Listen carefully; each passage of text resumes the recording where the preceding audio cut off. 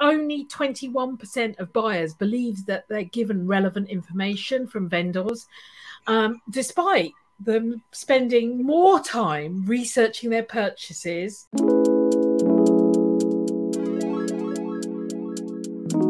And welcome! We're back with our serious social lives after a very long summer break.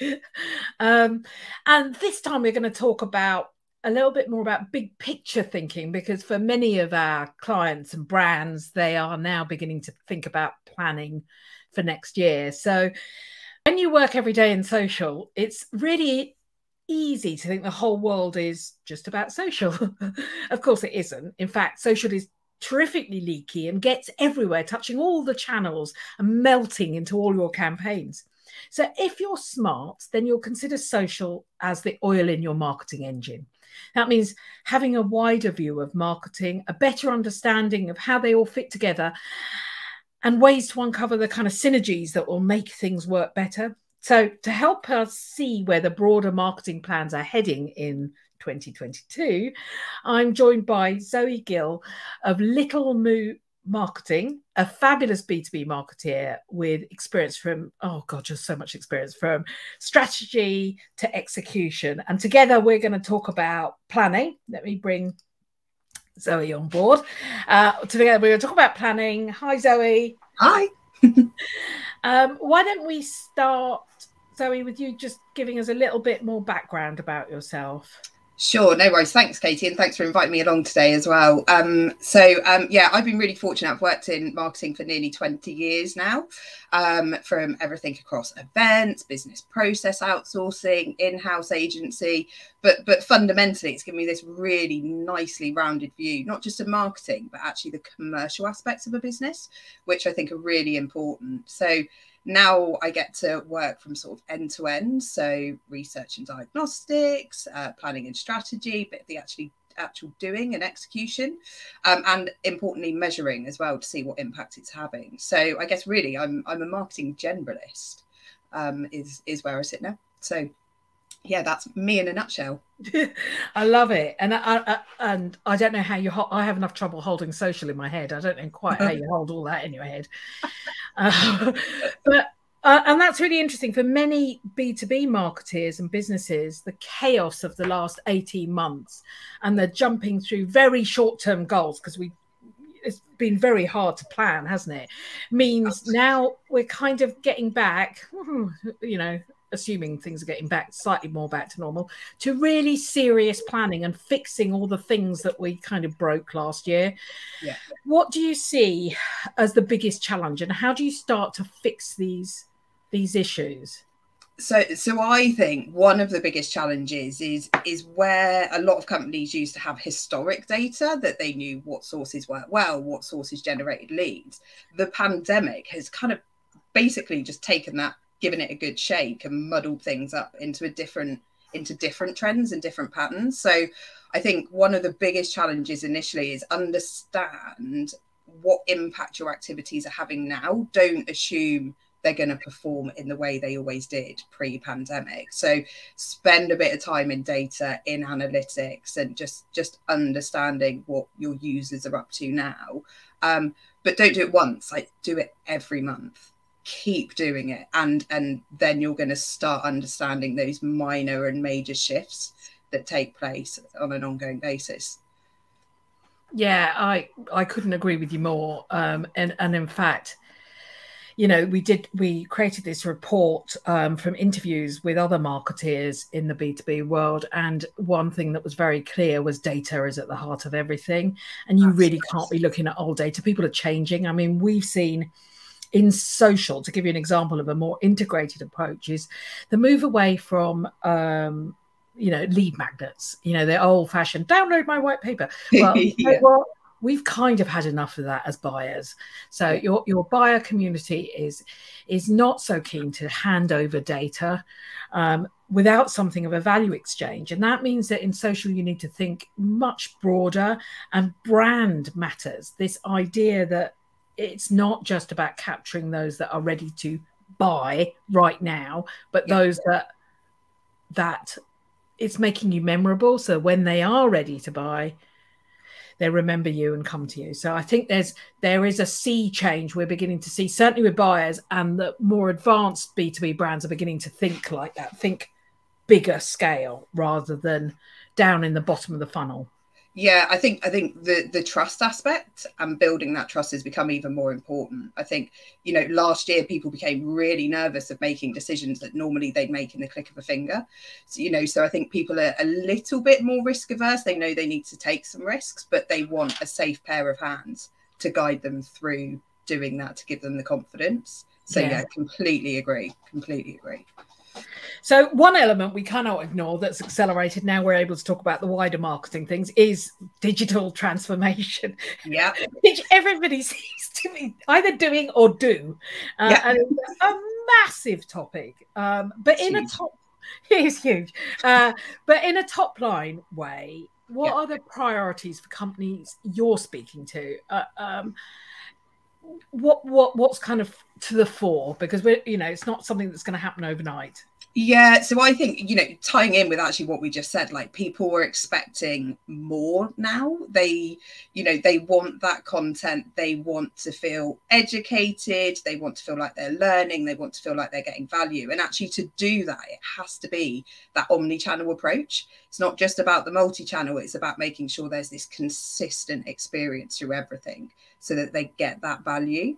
And I think behind the scenes, it's actually about getting the right systems in place to make that efficient. So you haven't got a marketing team behind the scenes doing everything manually. You know, you're building in automation that's accurate throughout the process as well, and just speeding up that engagement. You know, getting people to engage. You've got a customer there. What can you do to continually engage them and fundamentally bring them back in when they're ready to make that inquiry and not just in research stage? Well, it's so true, actually. And I hate the term omnichannel because people throw it around without knowing what they mean. But in the respect of what you're getting at is that whole coordination, the spinning of plates in the right way. Absolutely. And it's really interesting. 8 in 10 B2B leaders say that omnichannel, say again, is as or more effective than traditional methods. And I think this is growing quite sharply, is the understanding that, you know, I talk about social being leaky, but actually everything is moving together. And it's not like the way we used to plan, you know, 30 years ago, where it was very clear, there was almost a demarcation. The part of digital transformation that's really hard to get your head around is the fact that everything sort of melts together. I'm not expressing it very well, but you know what I mean. It's sort of everything has an impact on everything else. It does, and I think actually from going back to that kind of omni-channel and the experience being at the center of all that, if you haven't got all of your channels telling a similar story, you know, then someone's going to go, hang on, you're expecting me to go from chapter 1 to chapter 5, but you haven't told me the middle bit. So it being joined up is so important to be consistent and use everything consistently. And that's even more interesting because even in social, so LinkedIn say that, you know, it's somewhere between 5 and 9 touch points. You know, that the idea that you can immediately push people to sale is a real fallacy, and it also misses that opportunity. So we talk, when we talk about B2B social, much more in terms of nudge nurture, which kind of brings us quite nicely round to, because we talked about what brands want to do, but actually what are our buyers doing, and how do we approach our audience? Tell us where you think businesses should be in terms of personalization. Yeah, so it obviously it's going to vary for every business, but fundamentally for me, brands have to make that emotional connection with the end user. Again, even more so after last year. Like, I hate keep referring to last year, but I think what it's done is people who are searching and looking for solutions to their problems, they're even more focused. They don't want to waste time consuming content that isn't relevant, and they will probably move on even more quickly than they ever did before. But I think understanding customers, what their pain points are, what their challenges are, what keeps them awake at night. They want to feel like despite the fact you're having a one-to-many conversation, that it's a one-to-one conversation. And I think that's the key thing for me in terms of personalization, while you're trying to hook them in, is make them feel like you are talking to them one-to-one, despite it being one-to-many. Obviously, you know, there's lots of tools that can help with personalization once you've hooked them in. For me, those tools kind of, you know, approach with caution, test them a lot. You know, the exam results of 2020 were a perfect example of how, you know, AI can skew things and go off piece. So, you know, just test, but try and make sure those interactions are as personalized as possible. And in fact, that's a really good point. I think quite a lot of planning for next year should be around test and learn. We have audiences shifting so much that, you know, because of the change in travel, the change in whether we're at home or not at home, or change in business, means that we're going through those shifting sands. And I've done this once when we went from analog to digital. So, you know, when we've gone from recession to back up there again. And my general feeling is that if you cannot stick to a solid plan, you have to test and learn all the way through. Yeah, and I think it's, you know, that test and learn, absolutely, I think that's an ongoing part of marketing. You know, build in a small test each month, whether it be a new ad on or a new market on paid, or, you know, a different piece of content, but test quickly and learn quickly, you know. So do short tests.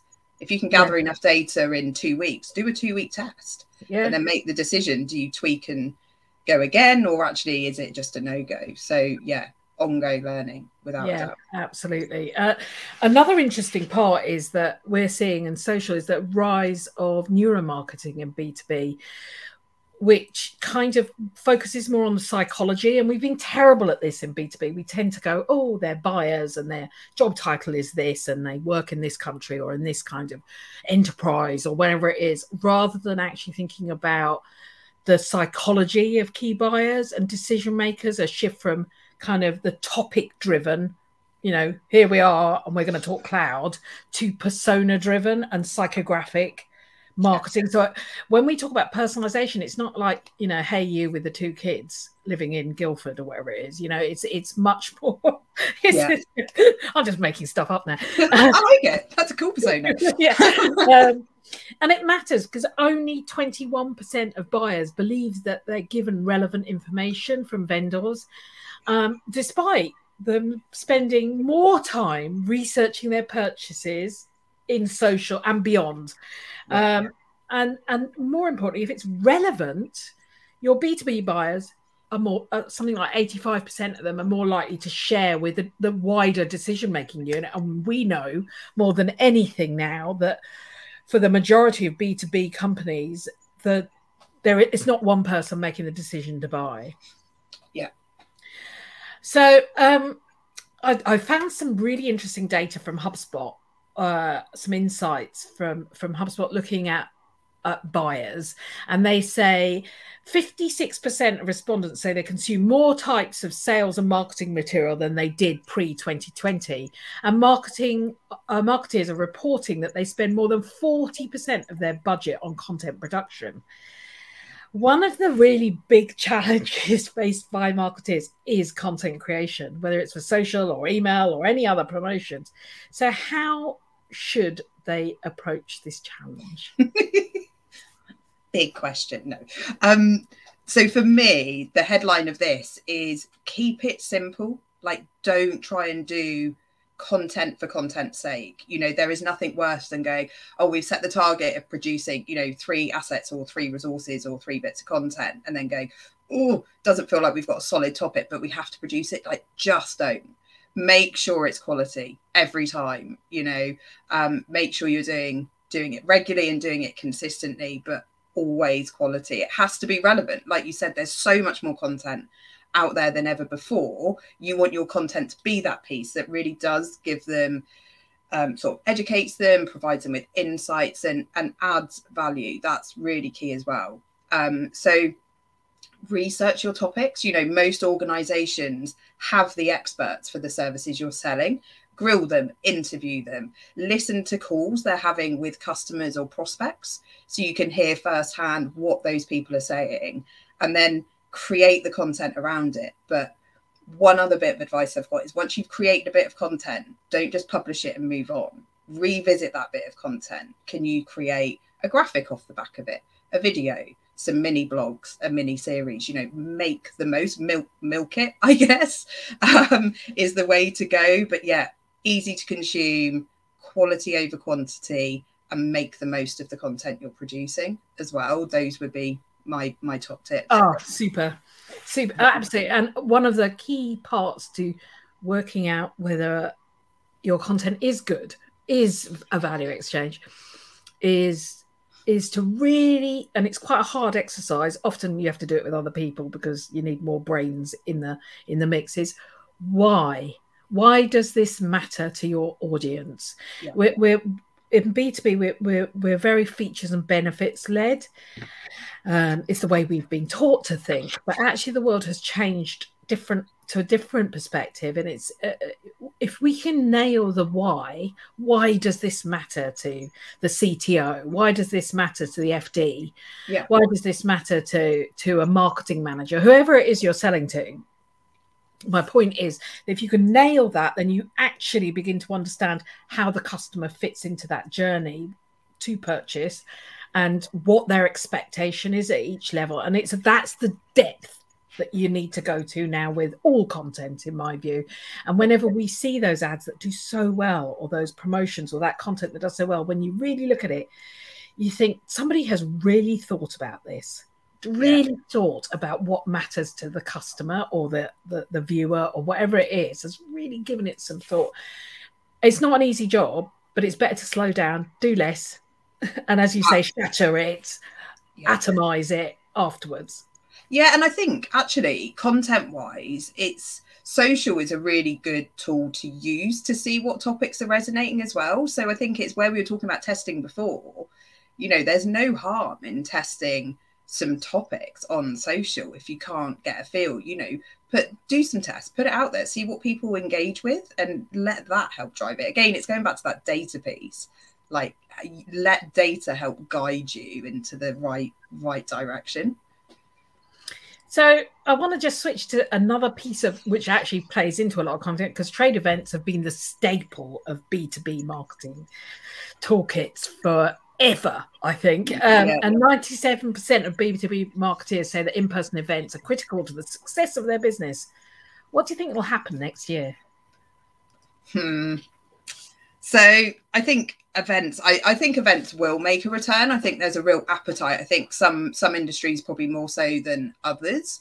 But I do think there's a real appetite for events. You know, we're those that are very sociable, we're kind of craving those social aspects. And I think it comes back to what we've been saying about content. I think there's just a lot more thought and detail that has to go into not just what you're going to say at those trade events, but the why. Again, you know, that why piece is so important. But what's going to make your stand more appealing, and how are you going to engage with them both before, during, and after the event? You know, keeping them engaged. I don't know about you, Katy, but it feels like some decision-making processes are a little bit slower than before. So that need to keep them engaged after that initial conversation is really important. It's not on them to remember you. You've got to keep reminding them of you. Yeah, that's a whole nurture part of the nudge nurture, which we sort of trips off our tongue, but it really is the nudge to the next level, the nurture, because not every product is bought, you know, every week. And it's you've also got, you know, the issues of some stuff requiring more than one person to purchase. So nurturing is super important. I agree. And that personalization piece, you know, if you're in a position where actually you can, you know, the account manager, the salesperson, the product, whoever had that conversation can actually send a one-to-one email that's like, it was great to chat to you about XYZ. Like, if you can personalize that post-event follow-up, then do, you know, make them feel like someone has made the effort to speak to them on a one-to-one basis. It will really help with that stickiness, I suspect. So we talked a little about test and learn, but I'd like to, you know, the way you learn is through measuring, isn't it? You've got to measure something. But rather than going to the nitty gritty, I wondered whether or not we could just have a quick conversation about when we look at the big picture, everything, because you look at everything, what are the core metrics you look for Should we think about attribution models as a kind of de facto standard? I don't know what the answer to this one is. So in my opinion, the answer is yes. Like there should absolutely be a picture of that kind of overall piece, and assisted conversions. Reporting that I've done for clients. If you look at that traditional last click, the reality is the majority of them are either going to be a direct visit to your website, or they're probably going to be through an organic Google search. There will be others, but on the most part, that's what you see. And if you look at that, there's a real risk that anyone, especially sort of in the finance arena, could go, well, why are we spending money on paid, and why are we spending money on this?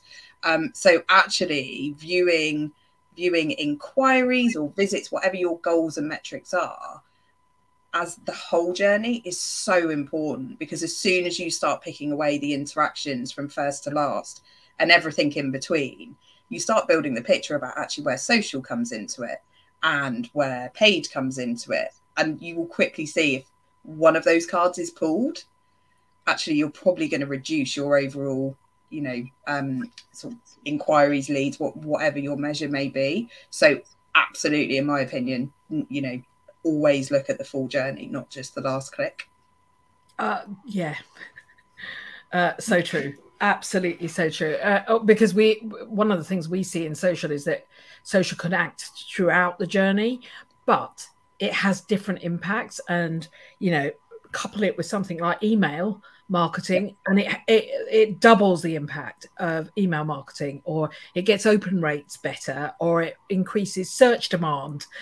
And if you're not watching everything, you won't see how everything works together. Absolutely.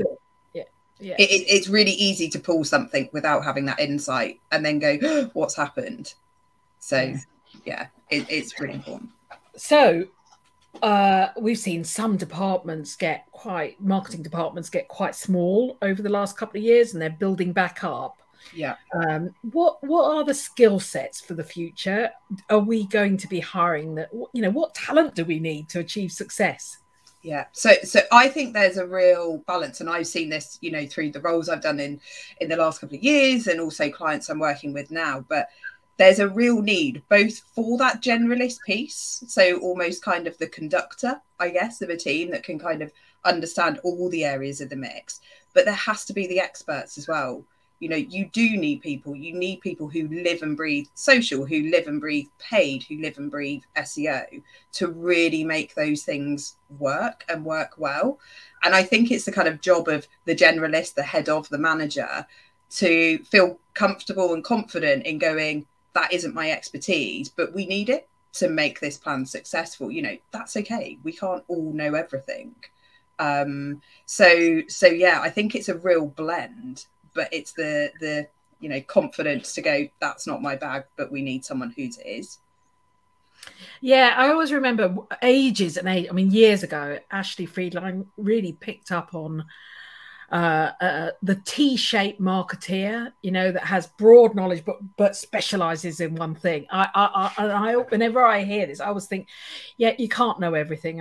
Even in social alone, you can't know everything. I love insights. I absolutely love social media, but when it comes to paid, I'm no expert. I have colleagues who just know their stuff when it comes to that, and that's not me. For some reason or other, it's just not me. It's building your team tactically, like they would in the sports world. Get the right players in the right position who are really good, and they're built for that, and they've got the minds for that. Build your team to its strengths. Yeah, so much so. What do you think are the big priorities for 2022 then? What should, as we roll into the end of the year?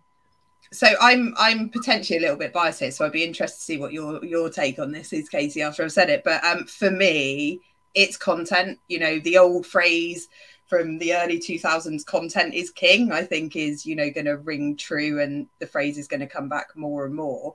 But meaningful metrics as well. So like I said, use the data.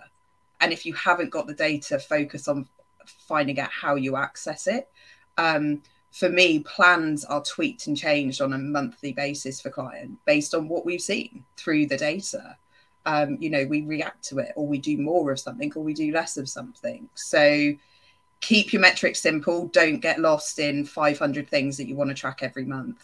You know, pick a dozen that when you look at them each month can give you meaningful and actionable insight, not just a number to capture it on a spreadsheet, because, you know, that becomes time consuming for the wrong reason. So yeah, content and metrics.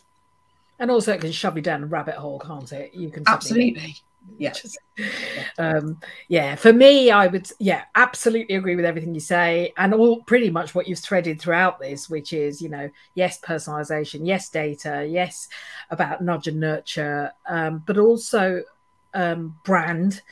You know, for B2B marketeers now, brand has got to play a larger than majority play in the content we produce, which means a lot more thing. And I'm when I talk brand, I'm really not talking about your logo, okay? Brand is not that, okay?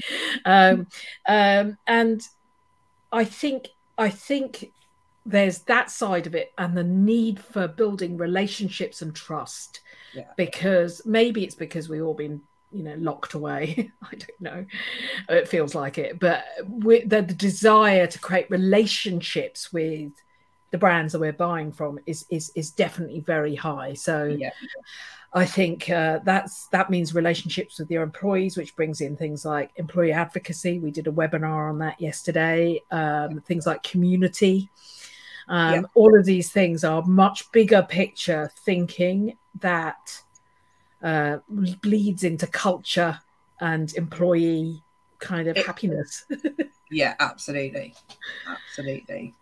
Well, thank you so much for joining me, Zoe. It's been, thanks for having me. I love the bigger perspective, because it reminds all of us in marketing that it's never just one thing, and it's part of the joy of marketing, isn't it? Is that we get to juggle so many things. I mean, it gets chaotic sometimes, but you know, and you've been a star helping us kind of navigate how best to do that. It's been a pleasure. So going forward, we are we're not going to be running our Serious Social Lives every week, because we're not shut away anymore, and we're out and about. So we'll be doing some real world events in between. But we will be doing monthly. We'll be back next month. Other than that, have a lovely weekend. Thanks again, Zoe. Thanks, Katy. I'll see you soon.